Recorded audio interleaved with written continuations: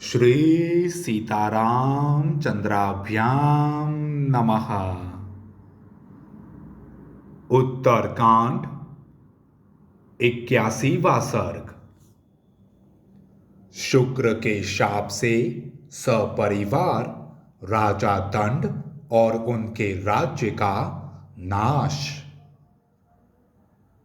दो घड़ी बाद किसी शिष्य के मुंह से अर्जा के ऊपर किए गए बलात्कार की बात सुनकर अमित तेजस्वी महर्षि शुक्र भूख से पीड़ित हो शिष्यों से घिरे हुए अपने आश्रम को लौट आए।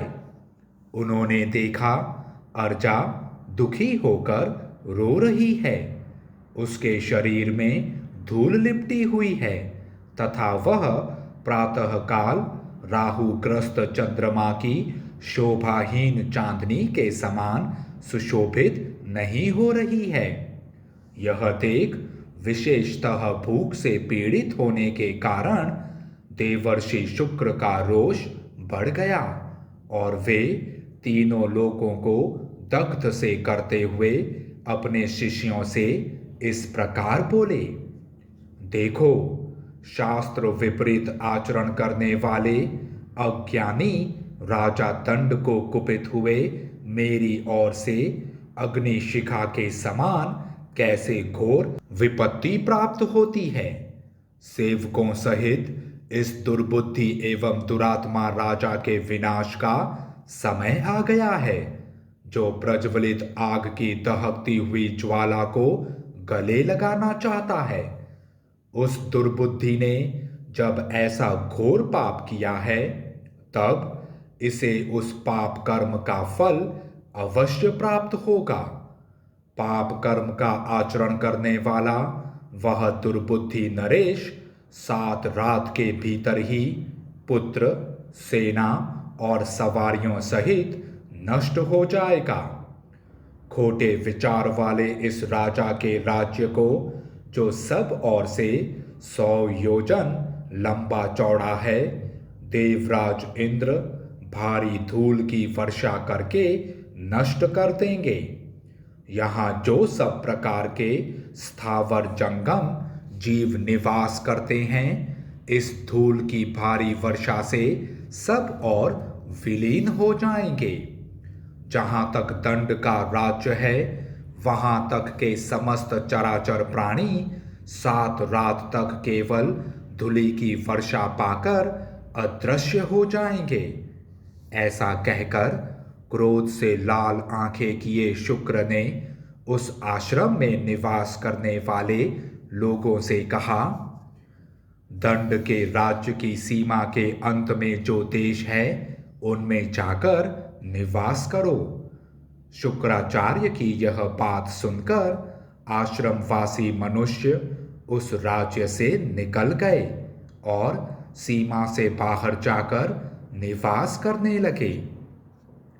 आश्रमवासी मुनियों से ऐसी बात कहकर शुक्र ने अर्जा से कहा, खोटी बुद्धि वाली लड़की, तू यहीं इस आश्रम में मन को परमात्मा के ध्यान में एकाग्र करके रहे।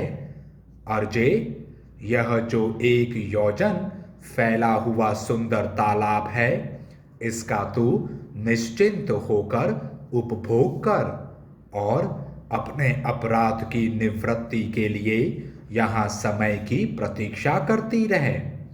जो जीव उन रात्रियों में तुम्हारे समीप रहेंगे, वे कभी भी धूल की वर्षा से मारे नहीं जाएंगे, सदा बने रहेंगे।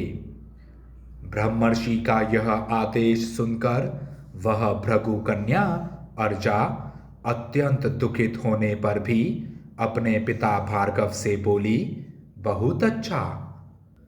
ऐसा कहकर शुक्र ने दूसरे राज्य में जाकर निवास किया तथा उन ब्रह्मवादी के कथनानुसार राजा दंड का वह राज्य सेवक, सेना और सवारियों सहित 7 दिन में भस्म हो गया। नरेश्वर, विंध्य और शैवलगिरी के मध्य भाग में दंड का राज्य था।